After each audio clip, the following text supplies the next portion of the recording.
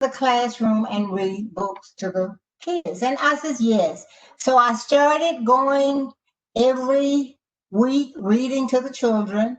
And eventually, the entire school had me reading. And one day somebody told me, do you know that you can get paid to do this? And I thought, are you serious? Sounds perfect. A match made in heaven. Okay, so that's how I got started.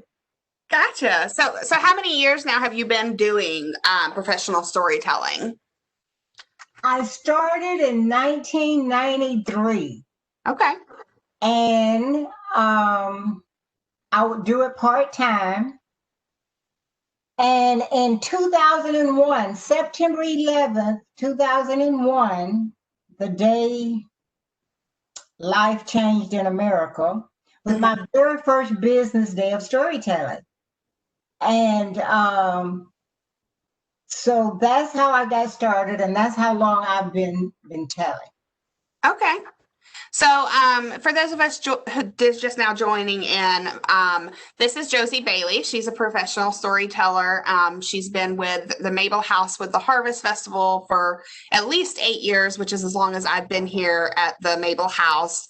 And so the Storytelling Festival is now Harvest Festival. She still comes and tells stories. She participates with Friends of the Mabel House and does their field trips and helps with the storytelling on the field trip aspect as well.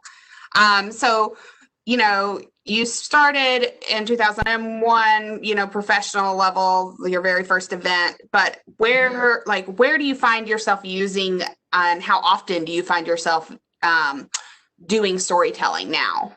I know COVID-19 is kind of throwing everybody for a loop. COVID-19 aside. COVID-19 has changed our world. Prior to COVID-19, I told stories a lot at libraries, and usually the libraries have storytelling in the summertime. So from June 1st through like the end of July, 1st of August, I would travel a lot all over Georgia, telling stories at different libraries. I could have anywhere from 10 to 20 events a month. February is a very good season for storytelling because then I'm usually in schools during Black History Month.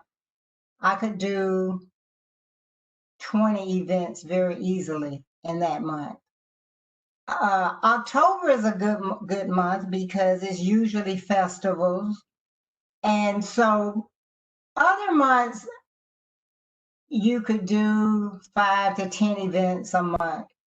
But I travel to libraries, schools, sometimes churches, community events, festivals, anybody that needs an entertaining story, birthday parties, private events, things like that. So, you had said you do a lot during Black History Month. Is there a favorite story that you like to tell during that month that that's one of your favorites close to your heart? Well, during Black History Month, lots of the stories that I tell are folk tales and fables.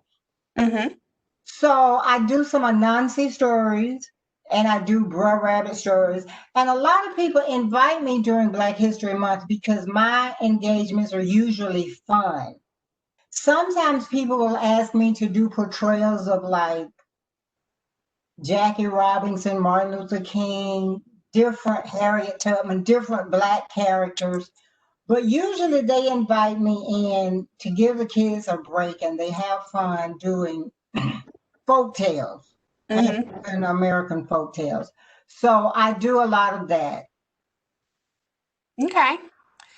So before you were a storyteller, what profession were you in? And do you do something else now as well as storytelling? Can I just say starve? Let's not say starve. Okay. Well, prior to storytelling, I was a banker. I was in a bank. I worked at a bank for about 12 years. I hate to say it, but I hated it because it just did not embody who I was. I sat at a desk all day and I typed or did computer. Back in those days, it was calculators and stuff.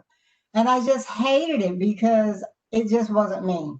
And then I found storytelling and I found Josie because I love being all over the place. I hate to be still. I love the creativity. I love mostly the interaction with the audience. I just love it when you have an audience kind of in the palm of your hand and you see the little faces and everybody's so laughing and enjoying. I love laughter is my thing. So I love entertaining and getting people to laugh. I saw on your website too, you do laughter yoga because you're saying, laughter is your thing. And then you also have laughter yoga. What is laughter yoga on your website? Like, what is that? Okay. Laughter yoga is laughter yoga is a form of yoga where it teaches you to breathe and relax. And the thing with laughter is whenever you laugh, you automatically deep breathe. So I think the creator, he gave us laughter to keep us healthy. Because if you laugh, it heals you, it relaxes you, it releases good hormones. And so, but laughter yoga teaches you to laugh when things aren't funny. So, so you get up in the morning, you're not quite yourself, you stump your toe. Instead of using French words, you just laugh. Even though it's a fake laugh, your body doesn't know the difference between fake laughter and real laughter. It has the same healing and calming effects. So that's what laughter yoga is all about. Okay. So that's also something that you do on your website too. So people can also reach out to you to find out more about that as well. For anybody who has any questions, just make sure you type them into the little question box and we'll be able to get to them toward the end. How many characters do you have, Josie, and how do you come up with your characters? All right. In the beginning, when I started storytelling, I know you need to create your own characters. And at that time, I wasn't creating my own characters. So I started doing Brer Rabbit folk tales. And Brer Rabbit for the longest was my favorite character because he's such a creature and he's always into some mischief. So I loved him. So now I do Anansi, but usually, now this is something you don't know. You talked about the Mabel House. I started at the Mabel House that's how I started storytelling. So I've been with the Mabel House since 1999. Oh, I didn't know it was that long. I knew it was a while. It's been a while because that's how I started. And I wrote a story. I was asked to write a story on the slave buried at the Mabel House named Celia Mabel. Mm-hmm. So I wrote a book called Dawn to Dusk based on Celia Mabel's story. So whenever the Mabel House has field trips, they come around and I usually do that slave story. Okay. I see. I didn't know that. So that was kind of your inspiration on that character. Right. I started with her. Got you. So your favorite character you said was, say that again. You said it was Brer Rabbit. Brer Rabbit. So I don't really. Brer Rabbit. I actually haven't. So can you tell me a little bit more about that character? Because I actually don't know anything about that. Actually, it's terrible. I know it's a popular folk tale. I do know that, but I haven't researched. Brer Rabbit are the tales that the slaves brought over from Africa. In Africa, especially in West Africa, there was a character, Anansi, who was always playing tricks, and he was a spider. So I do remember when the slaves brought these stories over to America, that character sort of got changed to a Brer Rabbit.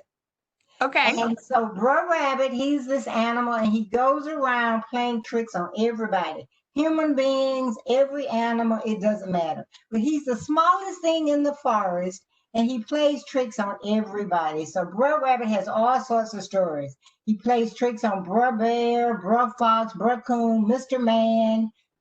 He's just a character. And so he's always in the mischief. He dies in one story, but miraculously he's alive again in the next.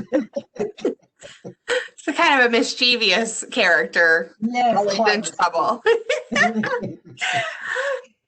Do you feel like that relates maybe to like, do you feel like that's part of what draws you to him? Is that little mischievousness, maybe? I think so. I think I might be just a tad like Brer Rabbit. Always into something. So, you know, Read Across America was something that you recently participated in. And I know that we shared the story that you read, which was Evelyn Del Rey is Moving Away. Tell us a little bit more about that program and kind of what that means to you, and how involved you are with that program, and just what about that program draws you into it. Well, what happened, the program has been going on for about 15 years, and it's actually Jumpstart Read for the Record. That's the official name for it. And it's been going on for about 15 years. And I had a library in Hancock County reach out to me, not a library, but a community group reach out to me and ask me to read that book for that occasion. And I went online and I committed to read that book to 345 children.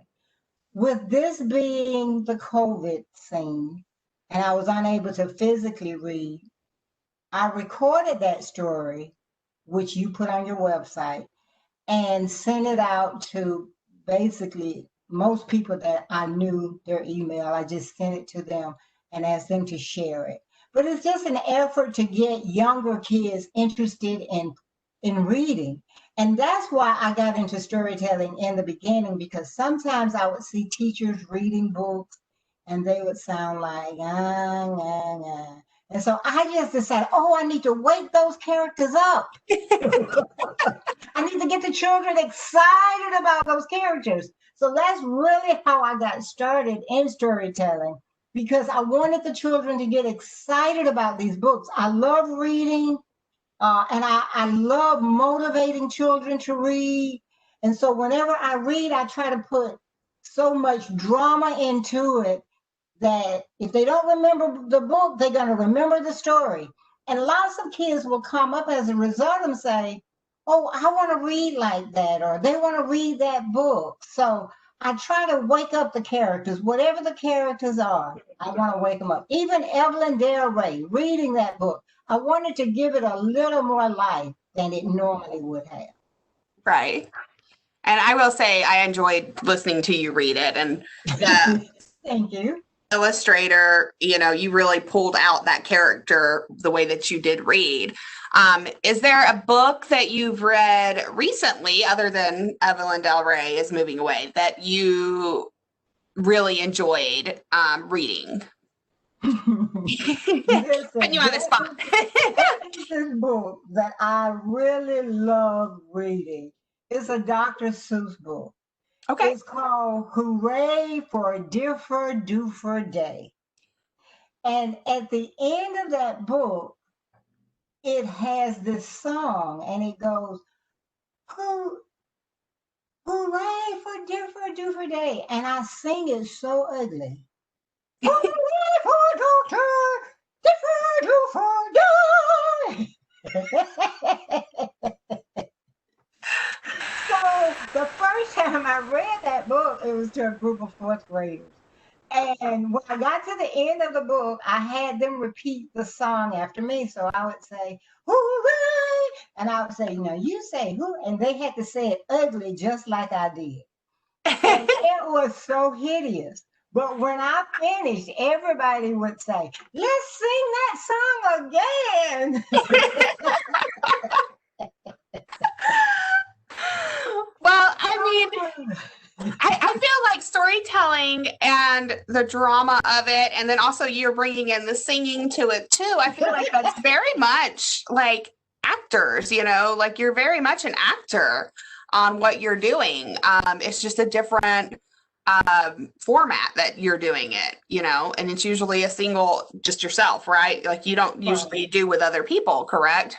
Correct. I usually do it by myself. And usually whenever I tell stories, a lot of kids will ask me, are you an actor?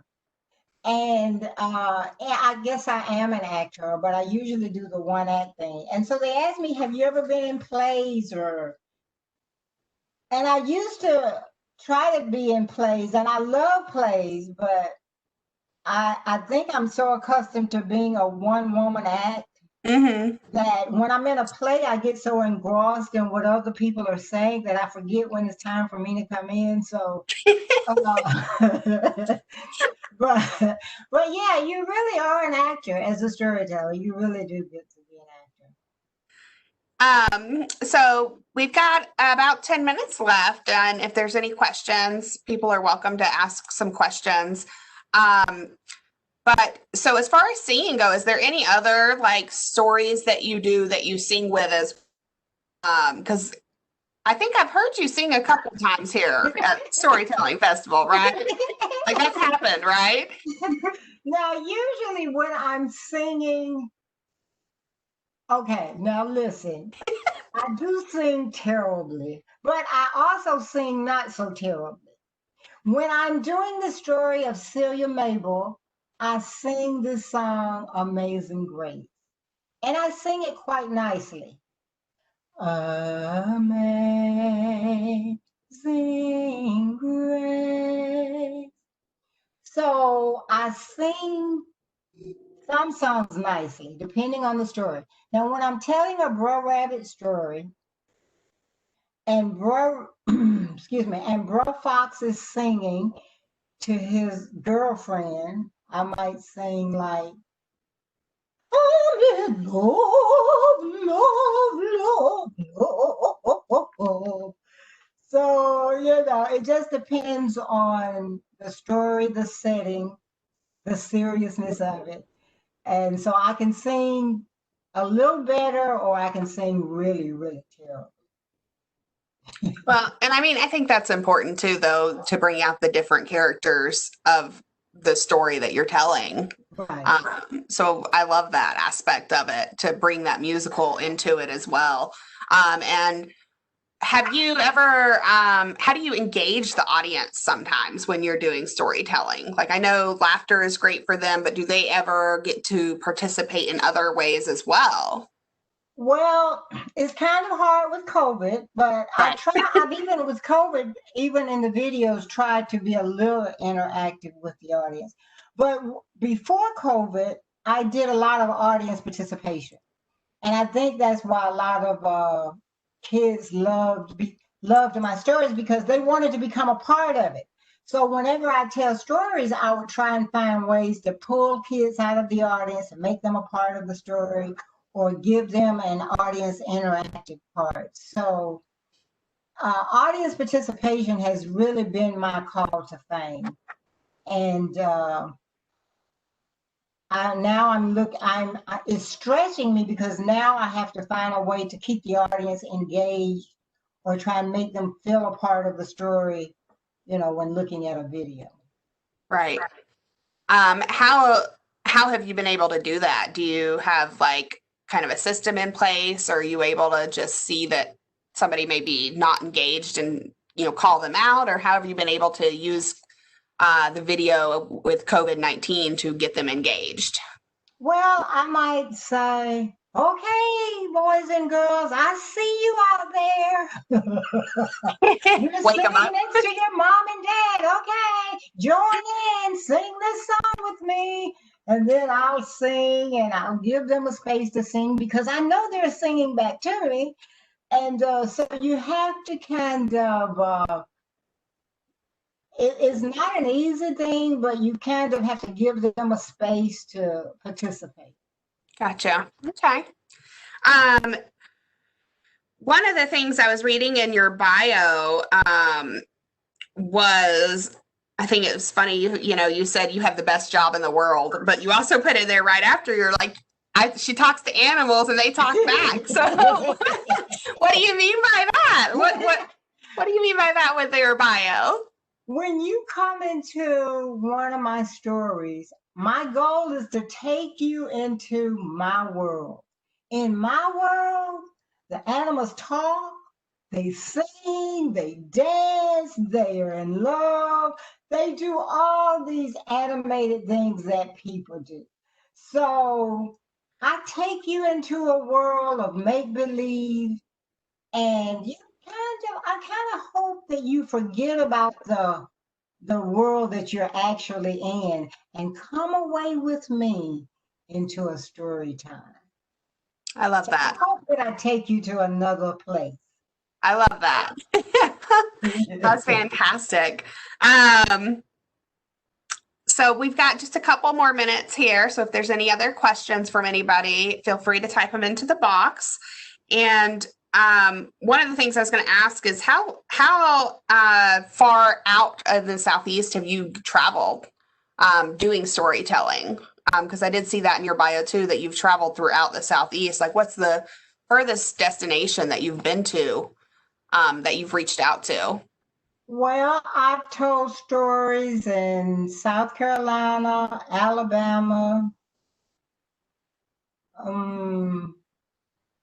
Let's see.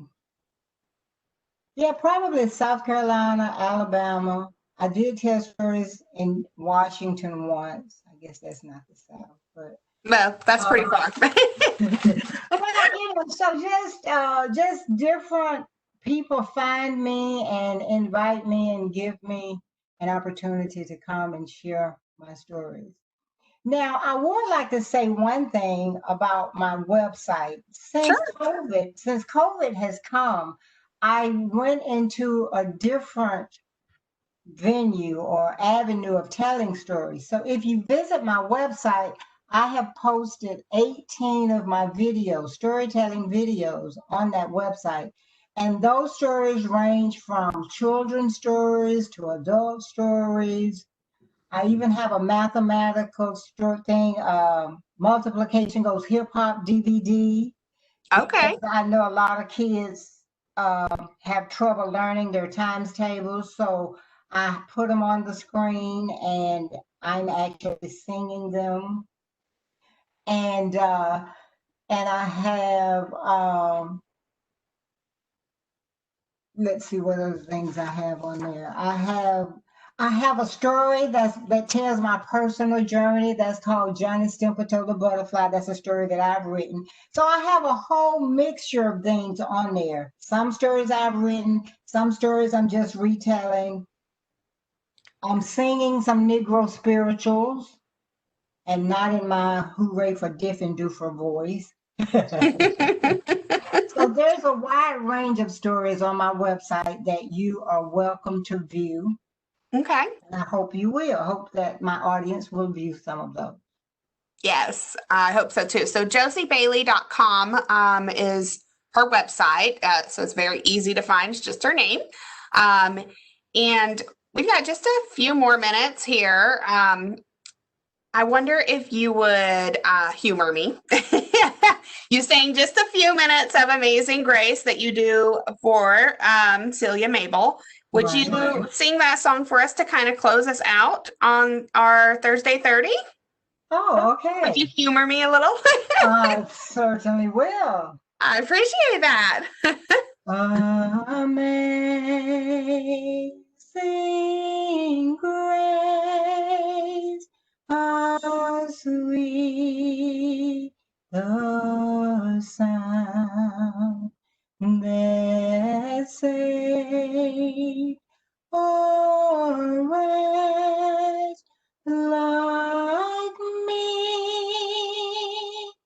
I once was lost, but now I'm found. Was blind, but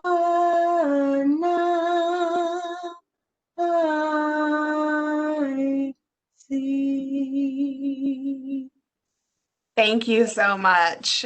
And everyone, this was Josie Bailey, professional storyteller. Tune in on the 19th. We will have Myrna Clayton, who is a jazz artist and a nonprofit founder. And we just want to thank everyone for coming out and joining us. And Josie, thank you so much for talking with us this morning and telling us about storytelling and how to get into it, and just how you have your own unique characters and spin on it. I really, truly appreciate it. Thank you so much. You're very welcome. But we'll talk to you later, and next storytelling Harvest Festival, because we've changed the name. Next Harvest Festival, I'm sure we can find Josie back at our Harvest Festival next October, and crossing fingers that with COVID-19 we'll be able to have it next year. So thank you again so much, Josie. We really, really appreciate it. Thank you. Looking forward to it. Have a great day. You too. Thank you. Bye-bye. Bye-bye.